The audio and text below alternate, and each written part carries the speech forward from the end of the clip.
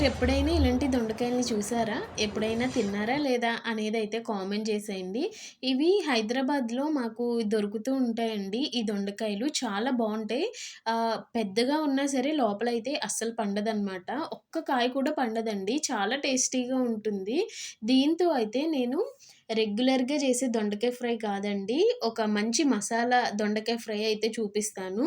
దీంట్లో ఒక మసాలా వేయడం వల్ల దీని టేస్ట్ అంతా మారిపోతుందనమాట. చాలా టేస్టీగా ఉంటుంది. ట్రై చేయండి.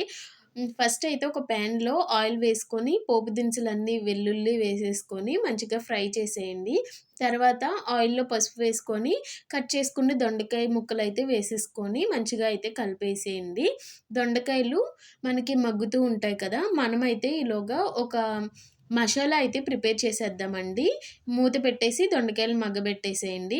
మసాలాకైతే మనకి ఒక మిక్సీ జార్ తీసుకోండి. ఆ మిక్సీ జార్‌లో ఒక పెద్ద ఉల్లిపాయ అయితే వేశాను. అలాగే వెల్లుల్లి ఒక 6, 7 వరకు వేసుకోండి. ఒక స్పూన్ ధనియాలు, ఒక స్పూన్ జీలకర్ర, అలాగే మనకి కర్రీకి తగినట్టు కారం. ఇదైతే గరం మసాలా కూడా వేసేసి ఫైన్‌గా అయితే మిక్సీ పట్టకుండా కొంచెం బ్లర్‌గా మిక్సీ పట్టండి. అంటే కచ్చాపచ్చాగా ఉండాలనమాట.